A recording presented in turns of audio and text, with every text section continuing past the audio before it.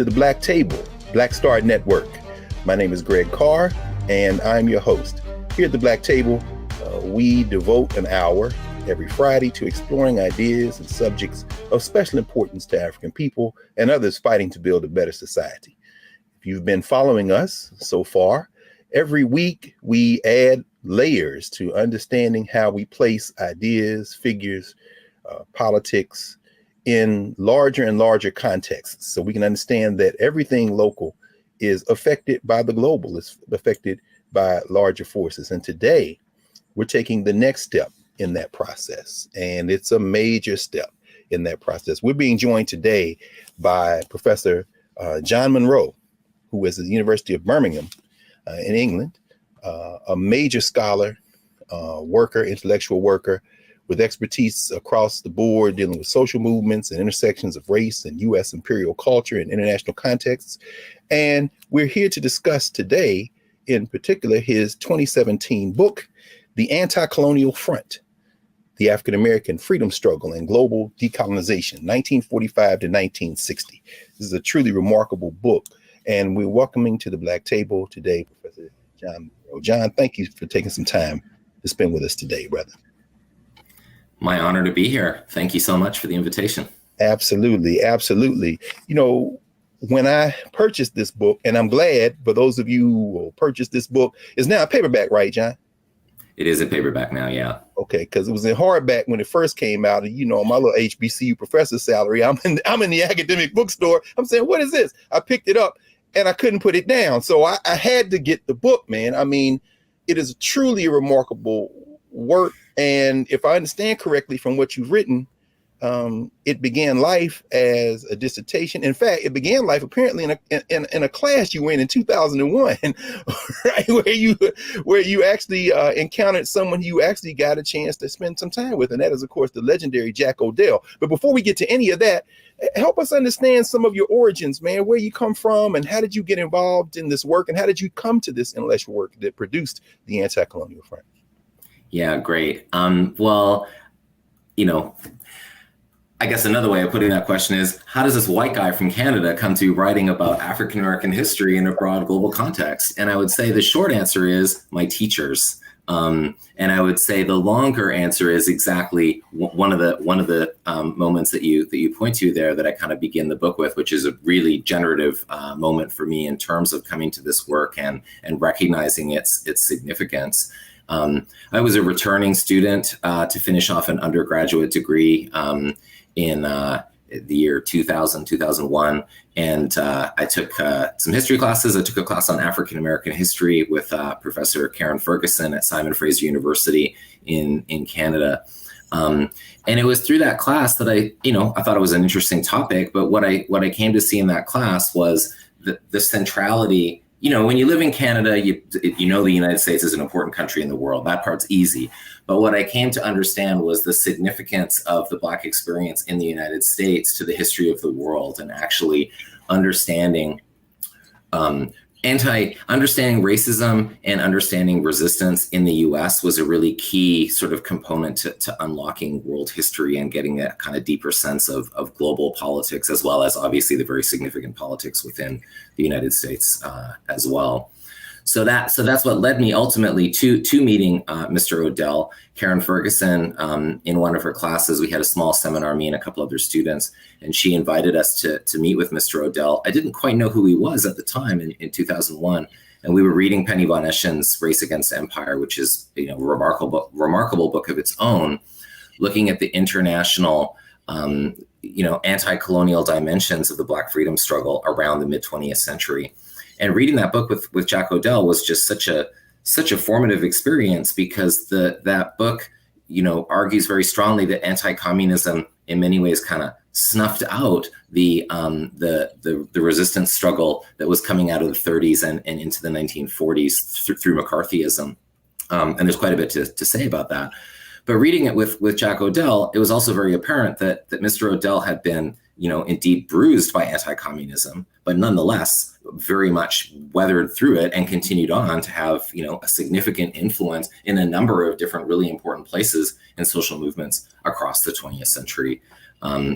And so that led me to my great good fortune to have an opportunity to be a research assistant for Jack O'Dell, organizing his papers primarily. For some of them are at the Schomburg, and a lot of them are going to be at the Tamiment. So both in New York. Oh, excellent. At NYU. Yeah, exactly. Glad to hear that. And then a lot of folks won't know John H. Jack O'Dell, but they will know his handiwork. I mean, I didn't know him either until I was an adult and realized, having worked on the Jesse Jackson campaign in '84 as a sophomore at Tennessee State, if you pull on Operation Push or Jesse Jackson or Martin Luther King and Brett, out falls Jack O'Dell. How does this guy become somebody we just don't hear about all the time? And you actually were his research assistant, John. Yes, indeed. And what that meant, Greg, was that I would go over to his house, him and his partner, Jane Power, also an important historian, activist, and intellectual as well. And I would go over to their for a year. I went over to their house every week, and I would work with the papers and begin to organize stuff. And then after a couple hours of that, we'd have lunch in the living room. And then, it would often be like, oh, I found this, it's something about apartheid, say. And we would have, it would basically turn into like a lunchtime seminar for 2 hours. The lunches were long, and they were, as you can imagine, just absolutely profound. And so I just learned many, many things through those conversations. I'm really glad that Nikhil Singh organized some of Mr. O'Dell's writing and gave it that fantastic introduction, so people can have a way into Jack O'Dell's thought, because it just touches on and connects together so many different things. Absolutely. In fact, I'm looking over here on the spine. I see it over on the shelf, and Nikhil Singh, who, of course, was very gracious in writing a blurb for you, which talks about the importance of your book, which, of course, takes us from the end of World War II up into what a lot of people think of as the traditional civil rights movement in the 1960s. But before we get there, and I want to ask you in a minute to just kind of give us a tease of the major theses of the text, you end up at one of the most important formations for thinking about, quote unquote, radical intellectual work in the contemporary moment, and that's the University of California, Santa Barbara. I mean, I teach Cedric Robinson's Black Movements in America every semester in my Introduction to African Studies class, and Howard Winan was actually on faculty at Temple when I was there. But you opened the text by devoting it to Nelson Lichtenstein, of course, the great labor historian and social movements historian. But I mean, everybody that you engaged there, tell us a little bit about what that was like, that intense kind of formation with some of the cutting, and then Rod Bush. I mean, there's so many other people you encounter along the way that find their way into this text. Could you say a little bit about those influences? Yeah, I'm very happy to, because that really continues exactly this point, that is the teachers, right, that are just so important to how we come to our ideas. And so after that kind of time in Vancouver with Jack O'Dell and Karen Ferguson, I then went to graduate school at UC Santa Barbara.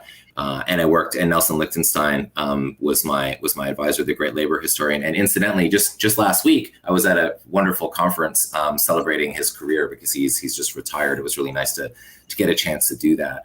But of course, at UC Santa Barbara, I also had the opportunity to work with Cedric Robinson and George Lipsitz, Howard Winan, Alice O'Connor, a number of just, incredible mentors and scholars. And of course, we are all, diminished by the loss of Cedric Robinson. Like Nikhil Singh's book on Jack O'Dell, I'm so grateful to Joshua Myers for publishing that incredible biography of Cedric Robinson. It's so nice to have that. I should mention, John, that I put Black Marxism in Josh's hand during a study abroad when he was an undergraduate at Howard. Now that's how he got introduced to Cedric Robinson. So it comes full circle. Well done. Yeah, man. No. I mean, but to your point in terms of teachers, in fact, but you engage just about every scholar I'm aware of anyway on this period, and on the question of radicalism, on the question of Popular Front, a concept that you kind of use to as a lens, the Anticolonial Front. Could you, before we take our first break, give us a sense? You state 4 theses at the beginning of the book that you say kind of frame your project. Could you mention, as folks are beginning to think about this book, what those major theses are?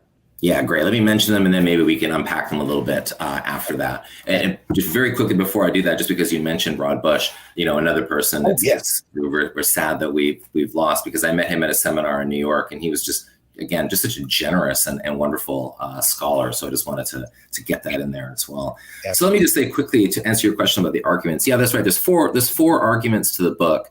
One is that Black radical internationalism and anti-colonialism persisted despite anti-communism. That would be the first. That was sort of the first main argument that sort of pulls the other arguments together. But the other arguments I feel are important as well. That Black anti-fascism in the United States is also an anti-colonialism. And we can unpack that a little bit, but just to get them on the table for now. I also have an argument about Black liberals in that their relationship to U.S. empire and anti-imperialism was kind of a complicated one. There's a debate there, probably best represented by Gerald Horne on the one hand and Carol Anderson on the other. And I kind of try to formulate a sort of third position in relation to this question of Black liberalism. And finally, the relationship between colonialism and the Cold War. That's the kind of largest, most global sort of argument that I want to engage in. In retrospect, not necessarily as thoroughly as I might have, because I was still thinking about that one. But I wanted to say something about the way that the Cold War is sort of gets all the attention in terms of global dynamics after World War II, but actually it's the colonial, anti-colonial dynamic that matters the most. Thank you, John. That's perfect. And when we come back, in a moment, we will continue our conversation with you with Professor John Munro, the University of Birmingham, on his book, The Anticolonial Front. Back in a moment at the Black Table.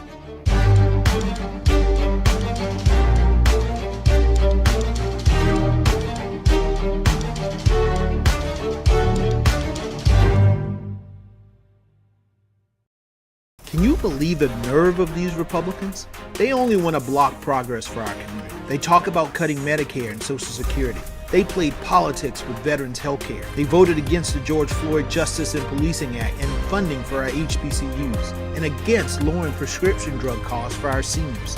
These Republicans keep trying hard to stand in the way, but President Biden, Vice President Harris, and Democrats won't let them. They are delivering for us. The Democratic National Committee is responsible for the content of this advertising.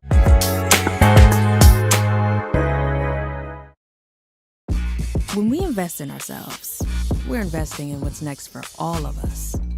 Growing, creating, making moves that move us all forward.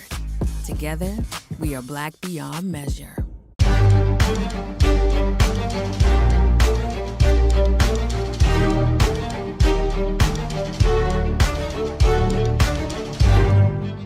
We're back at the Black Table. Greg Carr, Black Star Network, joined today by John Munro, professor at the University of Birmingham and the author of The Anticolonial Front. The Anticolonial Front. When we left, John, you had just laid out the four kind of broad framing theses that frame your book. And I hope that before we get into chapter one, you might take a little bit more time and kind of articulate how you came to those theses, because you're right. I mean, as I was reading, of course, and your footnotes are just remarkable, and a lot of this archival research, but also the secondary literature you poured through. You are a very generous scholar. In other words, whatever differences you have, you take what you can from folks who have written, who have talked, who have worked, and then you say, okay, but this is what I'm going to suggest. And you're right. Immediately between Carol Anderson with bourgeois radicals and Gerald Horne, you don't really, could you walk us through this? And for folks who might not know what we're talking about so far, one of the things that you really emphasize is you can't understand here in the United States, for example, Brown versus Board of Education, the Montgomery bus boycott, any of the so-called civil rights movement without framing it against what is happening in the world after the end of World War II, the formation of the international imperial structures that kind of renew themselves, the UN, the World Bank, the International Money Fund, however you want to put it, and all of the anti-colonial movements that are opposing the colonial reconfiguration that happens after World War II. Could you help us understand why that period from 1945 to the 1960s is so important, and why we don't talk about it as much as we should? Because, here in the US, we think about boycotts and marches, and it's like you can't understand that without the global context. Yeah, great. That's a great question. It's a lot to connect. I would maybe start by saying that the anti-colonial struggle resumes the very day that World War II ends. So when victory in Europe is being celebrated with the surrender of the Nazis, that very day, Algerians begin to mobilize and march for independence in May of 1945. In the Pacific Theater, the very day World War II ends, as the Japanese forces are signing the instrument of surrender in Tokyo Bay, that's the very day that Ho Chi Minh in Batting Square in Hanoi proclaims Vietnamese independence. So this international context that you're talking about, I agree, of course, it's hugely important. And it begins immediately, I mean, kind of symbolically in that sense, on the very day that World War II ends in each theater. So this frames and kind of connects a number of issues that are happening in the United States. And of course, the Black freedom struggle in the United States, as your viewers will know very well, does not begin with Brown versus Board of Education. The Black radical tradition and other traditions of Black resistance go back to 1619, if you want to date them to there, but in different sort of articulations over time. So what I would say is you have these two intertwined challenges to white supremacy in the global arena: the anti-colonial struggle in the global South and the Black freedom movement in the United States. To answer the other part of your question, I would say, why are these phenomena less connected, or are not always as strongly connected as they might be? I mean, one way it kind of makes sense is that we often understand things in a national frame, and there are things to be seen by understanding African American history in a U.S. national frame. There's important dimensions that could get blurred out if we're only and always situating things in the global context. But that said, there's been a lot of attention within the national context, and I feel like one useful way to think about it, and again, this is very much a lesson from Jack Odell and others that I've learned, is that the global context matters for thinking about national histories in any number of situations. Okay. Well, the first 4 chapters, you introduce us to a number of figures whose names we know very broadly, and then so many more whose names are lesser known. And in fact, when you begin chapter 1 with W.E.B. Du Bois and Black Reconstruction in America, one of his lesser known works, as we both know, folks think of the souls of Black folk as if, wow, that was like a lot of years before Du Bois. But by the time we finish those first 4 chapters, you've taken us from Du Bois and the anti-colonial movement it is moving. And in chapter 2, you go to the 5th Pan-African Congress in Manchester and give us a peek as to what's going on in England with these African students and so many other folks, which, by the way, found fascinating, this preliminary meeting that was proposed by Du Bois at the Schomburg Center, which was fascinating because there are a lot of Howard University faculty who respond there, in terms of William Leo Hansberry and others. And then chapter 3, you draw attention to something that I think some of our viewers have probably never heard of: the first SNCC, the student, the Student Nonviolent Coordinating Committee is the second SNCC. When you got the Southern Negro Youth Conference, and a very important lecture that Dr. Du Bois gave on the campus, correct me if I'm wrong, I think it was Benedict College in Columbia, South Carolina, Behold the Land. I think about contemporary in Georgia and Mississippi and people saying, you can't flip the South. Du Bois said the future of America is in the South, to these radical students, and Adam Clayton Powell and others who are there, these formations. And then that last chapter in this first cluster, when you talk about Marxist anti-colonialism, you focus in on some very important publications, Paul Robeson's Freedom, of course, Political Affairs, which, the house organ in some ways of the Communist Party USA, and then the Crisis magazine. I mean, help us understand how these figures who we often hear about, Paul Robeson, W.E.B. Du Bois, Jackie Robinson, who we'll talk about in a bit later, how they connect to this larger world, and how we really can't understand what we're usually taught in this country about them without placing them in this context you've placed them in.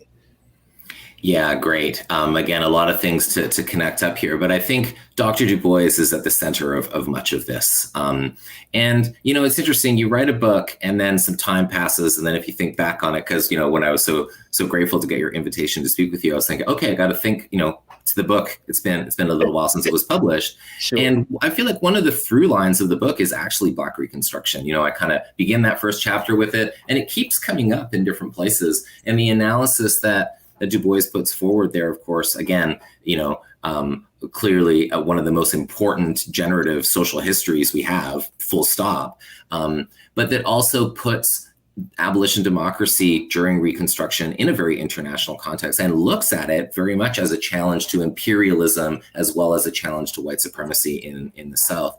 And so there's, a connection there to his Behold the Land speech in 1946, in which he's arguing exactly as you say, the South is the center of this, and the fight must be won in the South, but also in order for that larger global struggle to also be successful as well. So, and Du Bois, of course, is in Manchester. So his papers, for other researchers who are looking at this, that may already know, but if you don't, Du Bois's papers is one, wonderful source that kind of brings a lot of this stuff together, particularly through Du Bois's correspondence, because he was the one who was, corresponding with so many figures every day, basically throughout and well beyond this period. Now, those publications you mentioned, those were crucial to me for exactly establishing this ongoing, this kind of continuity of resistance that takes place, because of course those years of McCarthyism were really hard on progressive, leftist, anti-racist, internationalist activists. And Paul Robeson, of course, and W.E.B. Du Bois are among the most famous for having their passports taken away. Others like C.L.R. James and Claudia Jones were, of course, deported. Esther Cooper Jackson and James Jackson's family suffered, directly through repression within the country. There are, of course, many examples of this. So the question becomes then, how do you explain and how do you track as a historian this ongoing conversation? And I feel like those three publications, that each one has a distinct politics from the other, are real ways of kind of bridging those years and showing that the African American focus on issues of imperialism is absolutely a through line throughout this whole period of McCarthyism. McCarthyism does not shut this down. So John, okay, help me, because there's gonna be a lot of people who say, when I think NAACP, I think voting rights, I think, but you attach the NAACP through the crisis and beyond to the anti-apartheid movement in South Africa. I think a lot of times when people think about the civil rights movement in the United States, we don't think about it in an international context. This may be, for example, the first time some people have heard of the Pan-African Congress as a concept in Manchester. So could you help us? And then, of course, overarching all of this, some people may say, what's McCarthyism?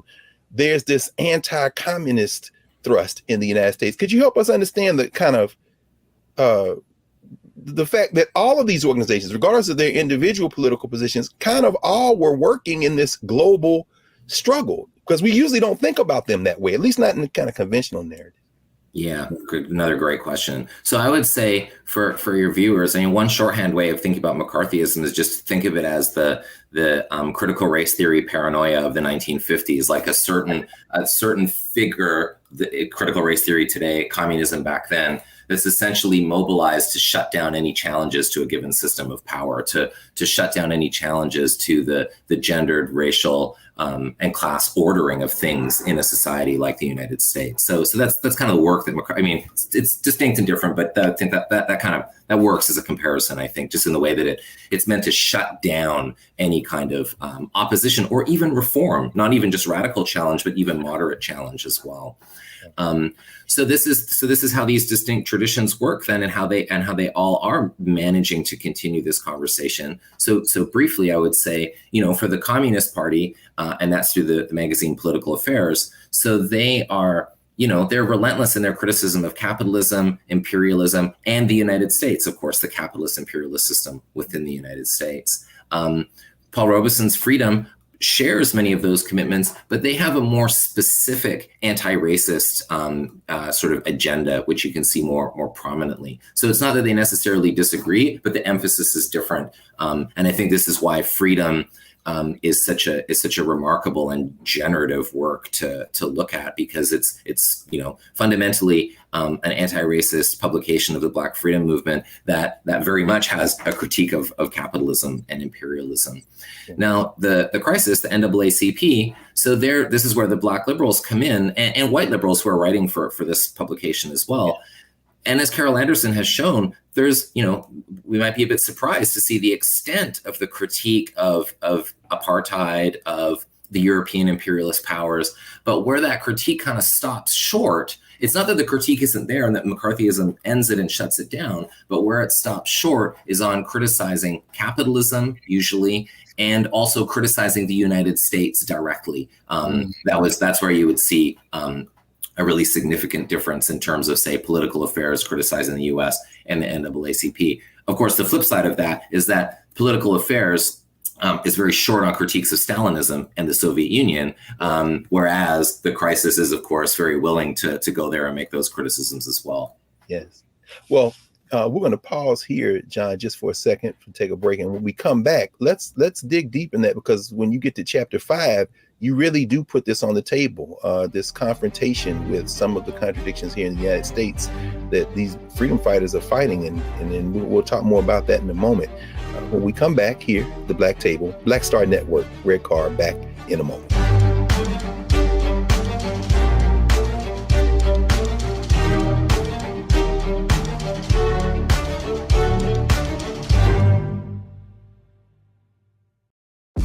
When we invest in ourselves, we're investing in what's next for all of us. Growing, creating, making moves that move us all forward. Together, we are Black beyond measure. Hi, I'm Dr. Jackie Hood Martin, and I have a question for you. Ever feel as if your life is teetering and the weight and pressure of the world is consistently on your shoulders? Well, let me tell you, living a balanced life isn't easy. Join me each Tuesday on Black Star Network for A Balanced Life with Dr. Jackie. We'll laugh together, cry together, pull ourselves together, and cheer each other on. So join me for new shows each Tuesday on Black Star Network, A Balanced Life with Dr. Jackie.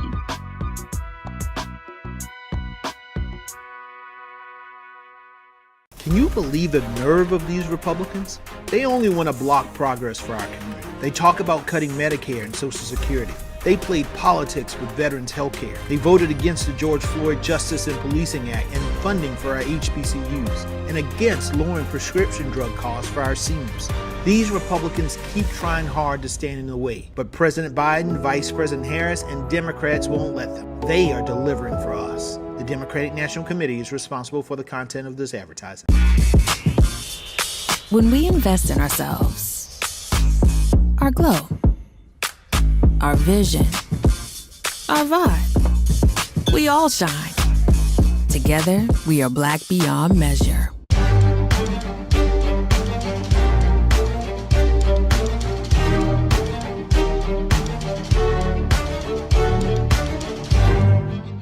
Welcome back to the Black Table. We are deep into a conversation with Professor John Munro, author of the book, The Anticolonial Front. And when we left, Prof, we were coming into your chapter 5, Resilient Resistance, the Uneven Impact of Anti-Communism. And could you kind of help us, before we get to chapter 6 in the Bandung world, all of these actors, like you say, Paul Robeson, and you talked about a little bit in terms of the Smith Act. You talk about how they're called before Congress. If it's Claudia Jones or CLR James, they're deported. But there are even some characters in this drama whose names we know probably better than any of these folks, like Jackie Robinson and Langston Hughes. How could you talk about what the climate was like in the 50s with this McCarthyism and the Smith Act, and how this really, this attack on freedom movements and social movements in the United States has to be placed in this larger context? Yeah, it's hard to imagine just how difficult it must have been, especially for Black figures in the United States who are dealing with, who are trying to have careers, and live their lives under the conditions of open white supremacy on the one hand, and then anti-communism on the other, combining to, again, in an attempt to stifle any kind of critique. So we might say more moderate figures like Jackie Robinson is trying to negotiate this and navigate this, and and obviously later has some regrets about how that went in terms of what happened to Paul Robeson, for instance, and the ways that Black intellectuals, artists, athletes were made to the price of the ticket, was that they had to some degree, at least outwardly, conform with the kind of the Cold War order, I guess we would say. So I feel like the first thing is just to try to emphasize just how difficult it must have been for everybody. And it would be really easy for somebody like me again, a white guy from Canada in the 21st century saying, oh, this person wasn't sufficiently brave in the face of this. That doesn't seem like a very productive way to approach this, but rather to just try to understand the politics of the moment and how people got through them. That said, remarkable bravery was also very much in evidence on a number of these figures. I mean, Robeson, we take anybody you like, but Robeson is a classic example, as you know so well. He was, one of the greatest celebrities and intellectuals and artists and most recognized of his age. And for him to be such a critic, to such a degree, and obviously the impact that had, the negative impact that had on his career, his mental health, it's something to behold. I was part of, I'll just mention briefly that when I lived in Vancouver, I was part of a group of people who did an oral history around when Paul Robeson came to the US-Canada border. Yes.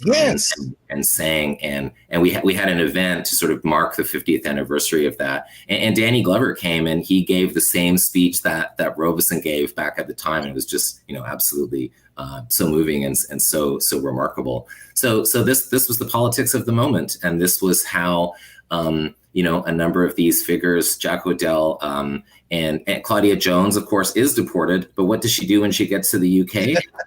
Resumes organizing, founds the Carnival, becomes one of the most important figures in the anti-racist fight there as well. Yeah. So this global dimension matters, and many of the activists in the Black freedom struggle continue to insist on its importance throughout this whole period, despite the real difficulties that were put in front of them. Absolutely. In fact, let's take it international for the remaining few minutes of this block. And of course, because this is everywhere, streaming everywhere, shout out to the homies in Notting Hill and the Carnival and Claudia Jones, who, as we know, Carol Boyce Davies in her book reminds us, is buried in the same cemetery left of Karl Marx, literally. So, man, but by the time when you dig into the Afro-Asian Conference, the Bandung Conference, Bandung World. I mean, think about, Malcolm X, who was in prison as part of this, listening to Paul Robeson recordings, modeling speech after Paul Robeson, friends with Adam Clayton Powell, who is, finds himself caught up there. And then Richard Wright writes a whole book about, could you talk a little bit, not only about the Afro-Asian Conference and the meaning of the Bandung World, with a lot of leaders whose names we know, but then in the following chapter, one of the folk who was involved in the Pan-African Conference of 1945, Kwame Nkrumah, sends a call out for everybody to come home, and Alphaeus Hunton and Dorothy Hunton and then Du Bois's and Maya Angelou end up in Ghana of all places. And then by the time you walk us through that, could you help us understand and continue to expand that global network that you so brilliantly map out in these chapters? Thank you. Yeah, I mean, the connections from Bandung to Accra are multiple, from Indonesia to Ghana. And, this conference in Indonesia, it's so important. It's the decolonizing world announcing their agenda, announcing their presence, insisting on the importance of colonialism, and challenging both of the superpowers to kind of reframe, we might say, global politics away from an East-West conception of, capitalist West versus communist East, but to a North-South, a more familiar to today's world, a North-South kind of conception of global North, global South, again, putting that imperial dynamic very much to the fore. I mean, the participants at Bandung were, they certainly were not in one mind about any number of things. How could they be? They had different perceptions. Zhou Enlai from China is there, for example, very much part of the communist world. The representatives from the Philippines are more allied with the United States. There's all kinds of, no shortage of tensions, but nonetheless, an insistence. And again, just to think about the importance of putting racism front and center in world politics, as a shaping global force. It's really significant. And so, of course, Kwame Nkrumah, the Ghanaian activist who had spent time in the United States, of course, as well previously, and was at the Manchester Congress, Kwame Nkrumah, goes on to lead. So he's engaged in the struggle, of course, against British imperialism, which is ultimately successful in 1957. And that independence celebration alone, even just the moment of independence, Dr. King goes to see for himself, and he's very struck by what he sees as well. And Louis Armstrong, which I always find fascinating, man. I mean, what do you think it was like, John, for Richard Nixon to be the U.S. delegate, and he gets there and finds all these Negroes from the United States hanging out with their African cousins? That must have sent a shockwave through as you write about. I mean, what's the response? I mean, because you talk about the kind of propaganda campaign the United States tries to mount to kind of blunt some of this. Yeah, absolutely. And there's that story, it might be apocryphal, but about Richard Nixon. He turns to two black gentlemen in Ghana and says, "How does it feel to be free?" And the answer is, "We don't know. We're from Alabama," because of course African Americans are there as well, right? Wow. So yeah, absolutely. It's an absolute kind of, nodal point in global racial politics at this time. And precisely as you say, people begin to flock there to see and to participate in this new society. George Padmore, Malcolm X, Shirley Graham Du Bois, many people go there to see it, but also to help build it and to make a kind of a new society that might do something different from all of these centuries that have led to the racial capitalist order at that point. Ultimately it's overthrown, of course, but there's that moment. It's important to hold that before getting to the story of the overthrow. There's that moment from 57 to 66 in which real possibilities are there. Yeah, I don't.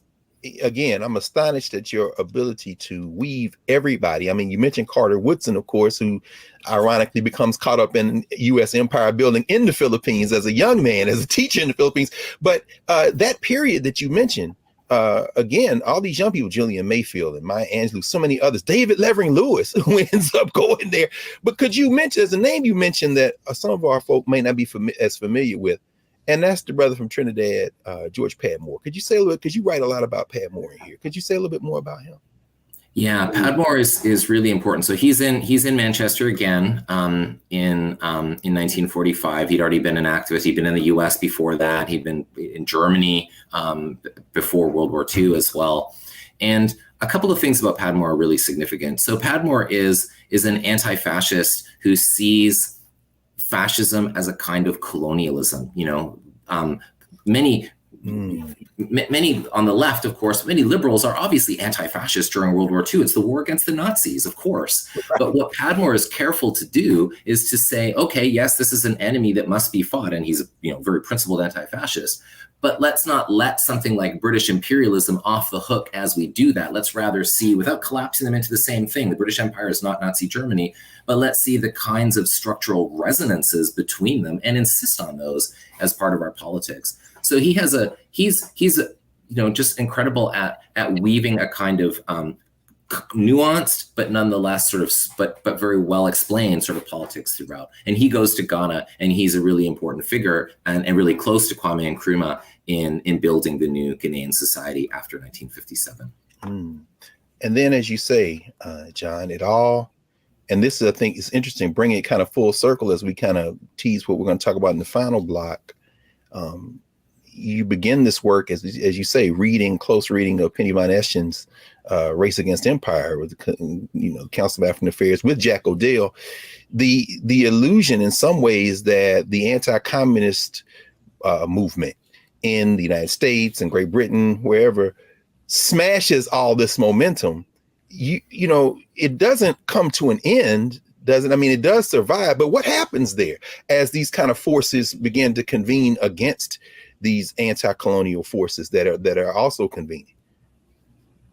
Yeah. So should we take that up after the break, or have we got a minute for that now? Yeah, that's right. In fact, yeah, that's right. Hey, you all. That's a great question. Well, it's a 300-page book, and you all had to get the Anticolonial Front. Trust me, it's well worth it. So yes, when we come back, we'll pick up with that with Professor John Munro, his book, The Anticolonial Front, The African American Freedom Struggle and Global Decolonization, 1945 to 1960. Back in a moment at the Black Table.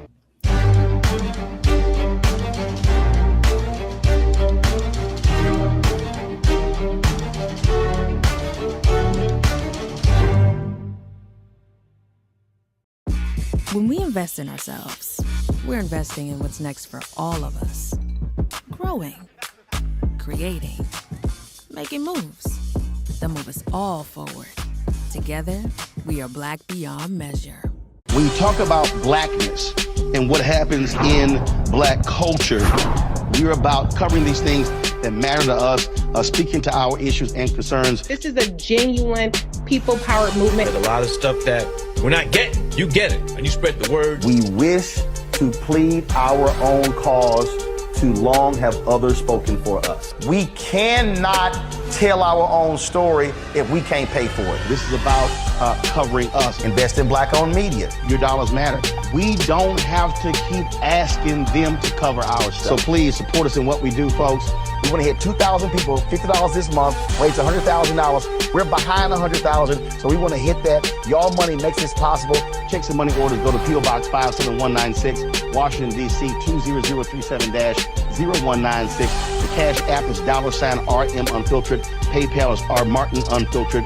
Venmo is RM Unfiltered. Zelle is Roland at RolandSMartin.com.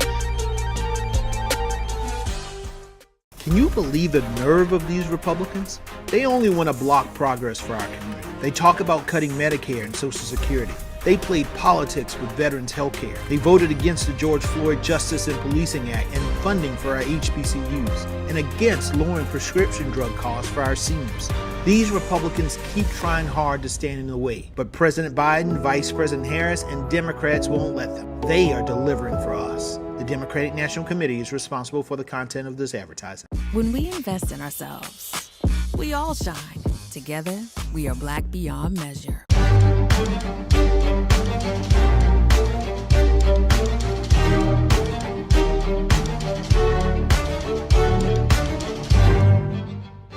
We're back at the Black Table in our final segment session with Professor John Munro, University of Birmingham.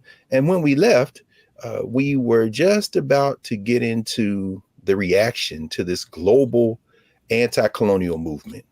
There were a lot of Black people involved, but there were a lot of non-Black people involved. So, John, help us, man.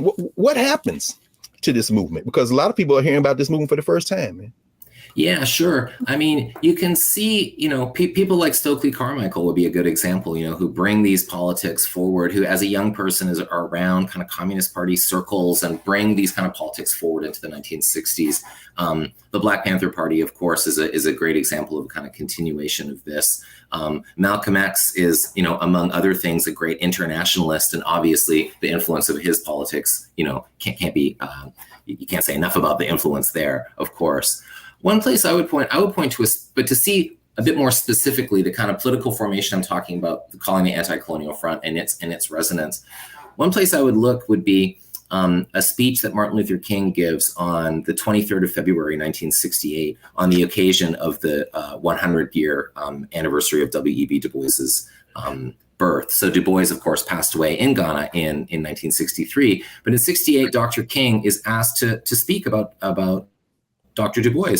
And what does he talk about? Black Reconstruction. That's what the talk is about. And it's a conference. It is also a meeting, and it was a meeting that was organized in part by Jack O'Dell as well, and the Freedom Ways group, who comes sort of kind of another generation coming out of the Freedom publication, are there. And it's widely available. People can look it up, the speech that Martin Luther King gives there. But in fact, I think they published it in, was it after they did it in Freedom Ways, it came out in Black Titan, was it honoring Dr. Du Bois? Yeah, there you go. Exactly. And how does he honor Dr. Du Bois? But by talking about Black Reconstruction. And again, it's kind of, critique of capitalism and internationalist vision, which of course, Dr. King all the more embodied by this time, given his criticisms of the Vietnam War. So I feel like that would be one, if you want just one, text that sort of brings some of this together in the later 1960s, I think that would be a good example, as well, of course, as the ongoing beyond that activism of Jack O'Dell to the end and beyond of the entire century. In fact, that's perfect, John, as we kind of begin to wind things up. At the end, in the epilogue of the book, you talk about, you raise this, you make this assertion. You say, if neoliberal times are imperial times, there are also tragedies. And you talk about the fact that, the price of freedom, the price of liberation is really struggle. And the tragedy in some ways is the price of freedom as well. Could you talk a little bit about how you see the contemporary world and movements? You talk about, for example, Great Britain and the United States coming together. And we had Maribel Mori on a few weeks ago in her book, White Philanthropy. She talks about Andrew Carnegie and how they wanted to have this Anglo world come together. And here we are in 2022, and we're seeing these kind of global imperial formations continue to try to keep people oppressed. And the legacy of the Anti-Colonial Front isn't just the 60s and 70s. Could you talk about how you see that that new iterations of it coming today? Because you write about some of that at the end of the book. Yeah, gladly. I mean, I would think that the George W. Bush and Tony Blair's war against Iraq is an excellent example of that, a more recent example of that Anglo world in action. And what better sort of lens to view that through than one of anti-imperialist critique, you know? So I feel like, yeah, I've written a book about, you know, these figures, but I'm mostly a student of them, really. They have a lot to teach us about contemporary politics, as well as, you know, they're interesting figures to think about an era in history, and that's important too. But I feel like a critique of gendered racial capitalism, and to see neoliberalism through that lens as well. We too often, I feel, see neoliberalism as solely a kind of articulation of capitalism. And of course it is, but to understand capitalism without race, for instance, is just to diminish our analysis and make us less able to challenge the kinds of, you know, inequalities that we might want to contest. So I feel like seeing neoliberalism in an imperial context as an ongoing, yeah, it's not the same thing, but it's only understandable as a more contemporary manifestation of these longer standing, centuries long imperial kinds of relations, is a way to think through and contest. To have hope in this moment is to learn from some of the people that we're talking about here today, I think. Absolutely. And one of those people, of course, a man you are able to apprentice with, he and his partner there, Jack O'Dell, as you mentioned. You write about his democracy charter. I wonder if you mind saying a few words about what that was, as it speaks to this greater vision of humanity beyond race, beyond class, but certainly grounded in the realities. But what is the democracy charter Jack O'Dell articulating? How does that capture some of these struggles that we're fighting today? Yeah, great. I mean, it's a kind of political program that he put forward. Some of us organized a conference in his honor in 2005, which Bill Fletcher gave the keynote at, and was a really nice event. And there and in some other places. And there's also, I should importantly note, in the book that Nikhil Pal Singh has edited, there's a copy of it in there, so your listeners can check that out, and I recommend that they do.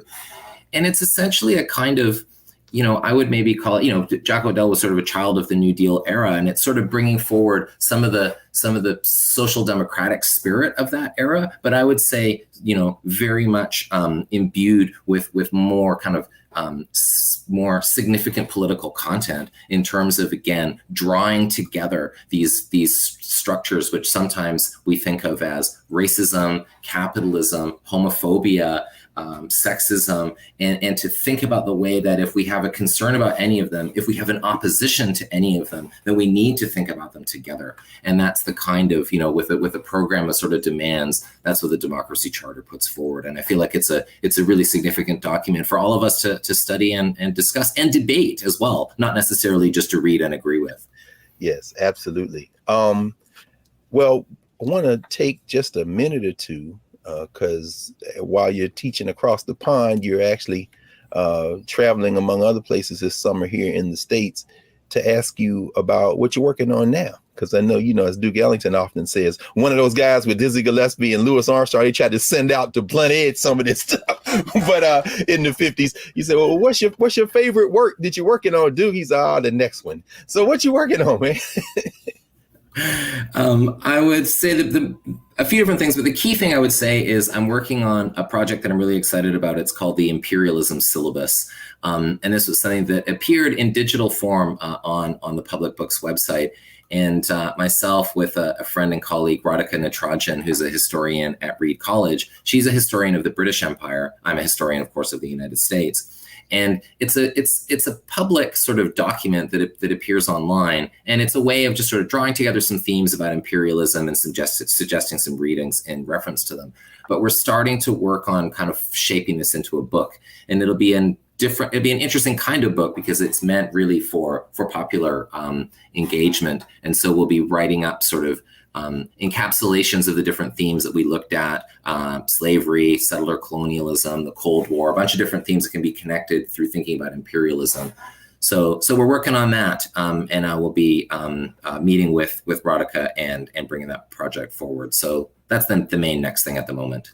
Oh, thank you, John. In fact, I was thinking about this in terms of using the Anticolonial Front in the classroom, and all kind of exercises came to mind. And one of them I thought about was, have students don't touch anything in the book but the index. Go through the index and check off all the names you know, and then say a little bit about why you know them. So, I mean, Lorraine Hansberry is in there. Mary McLeod Bethune is in. These are names we know. And then as we go through the book, find out how your vision of it would change. Let me ask you, have you gotten any feedback from folk who have used the book in the classroom, or even or as a teacher yourself? How have your students kind of reacted to the themes you bring up, the scholarship you've done, and the connections you've made? And do you have any words for students, and not just people who are in formal education, but folks just learning generally about how to, undertake this study to understand the relationship between this historical research and our contemporary struggles? Yeah, I mean, that index exercise is wonderful, Greg. Thanks for what a neat way to approach any book, really. So I'll be taking that, among other things we've talked about. That'll be one of the things I'll be taking away with me here. But I mean, yeah, I would hope that if people are using it in the classroom, that they can talk through exactly some of the things following from your great questions here around making these connections. People know that there was a civil rights movement in the United States. Like my students in the UK certainly know that. And they also know that England had an empire, but they don't necessarily think that there's a relationship between those two things. So I think like kind of some of that connective work, and again, with a mind towards how we're going to challenge these things in the present, as you and I are talking in the wake of several horrific instances of gun violence in Buffalo and in Texas, for example. What are we going to do about this? How are we going to contest this stuff? And when it seems so hopeless. And I feel like looking to some of the figures and some of the examples of people who also worked and operated under very, very difficult circumstances politically are places we might look. Yes. Very powerful way to end it for now, John. And I hope you will join us again, brother, because I had a whole line of questions even around just Lorraine Hansberry that I wish we could have gotten to. So if you can squeeze out another hour to spend with us at some point down the line, I hope you'll come back and join us. But thank you for the time you spent today and for this remarkable work, and for your life of study and practice to date. Thank you for joining us, John. Oh, well, my pleasure. What an absolute, again, honor and treat it is to get a chance to talk with you. Thanks again for such perceptive and wonderful questions. Oh, no, with pleasure, man. Work like this deserves people to pay serious attention to it. So, man, thanks again. Okay, well, we've been joined by Professor John Munro of Birmingham University.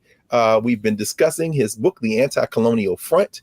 I encourage everyone to get this book, to read it, to study it. And we will be back at the Black Table in a moment. We'll clear the table and get ready for next week. Back in a moment, the Black Table, Black Star Network.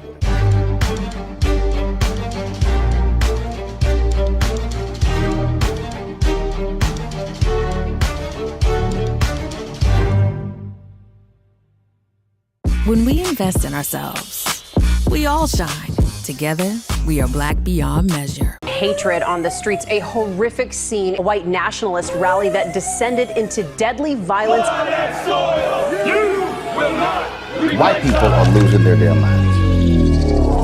As an angry pro-Trump mob storms the U.S. Capitol, we've seen shooting. We're about to see the rise of what I call white minority resistance. We have seen white folks in this country who simply cannot tolerate black folks voting. I think what we're seeing is the inevitable result of violent denial. This is part of American history. Every time that people of color have made progress, whether real or symbolic, there has been what Carol Anderson at Emory University calls white rage as a backlash. This is the rise of the Proud Boys and the Boogaloo Boys. America, there's going to be more of this. Here's all the Proud Boys, guys. This country is getting increasingly racist in its behaviors and its attitudes because of the fear of white people. The fear that they're taking our jobs, they're taking our resources, they're taking our women. This is white fear.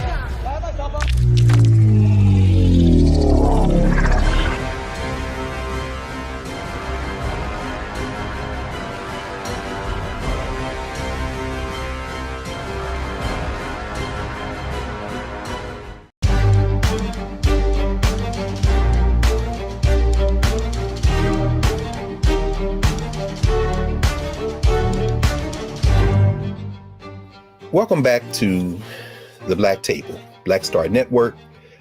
We've spent the last hour with Professor John Munro, author of The Anticolonial Front, a remarkable piece of work that reminds us that all of our local lives, our struggles, they really are influenced by the lives and struggles of human beings all over the world.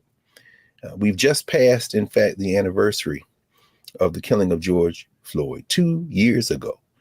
George Perry Floyd Jr., the North Carolina-born, Texas-bred son of Larcenia Sissy Jones Floyd and George Perry Sr., and father of Gianna Floyd, was murdered by police while calling for his mother in front of Cup Foods, a pawn shop near the corner of 38th Street and Chicago Avenue in South Minneapolis, Minnesota. His murder, coming on the heels of the murders of Breonna Taylor in Louisville, Kentucky, and Ahmaud Arbery in Georgia, set off an international movement.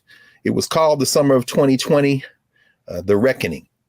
And we know that it was international and it was connected because George Floyd wasn't just murdered on the 25th of May, which is Memorial Day in the United States, a ritual which was started May the 1st, 1865 in Charleston, South Carolina by Black folk honoring the Union soldiers who had helped fight in the liberation struggle of African people. We heard Professor Munro talk about W.E.B. Du Bois's 1935 book, Black Reconstruction in America. It's worth a read today, perhaps now even more than ever. So George Floyd wasn't just murdered on Memorial Day in the United States. He was also killed on African Liberation Day, which is May 25th. 1963, when the Organization of Afro-American Unity was started, but it goes back to African Freedom Day, which was celebrated in April because of Kwame Nkrumah, who we heard Professor Munro talk about, who he's written about extensively. And if you remember, in an earlier episode of the Black Table, we had Professor Abdullah Kalimat, who writes about the African Liberation Support Committee. In other words, today's episode of the Black Table is particularly important because as we think about George Floyd in the United States, we must understand that George Floyd, Breonna Taylor, Ahmaud Arbery, all the victims of violence, whether they be in Buffalo or Texas or California, are all part of a larger global violence that we must all resist all the time. And the more we coordinate, the more we connect, as we've seen in this book, The Anticolonial Front, the more we connect, the more certain is our victory. So join us next week at the Black Table. I'm Greg Carr, the Black Star Network. Looking forward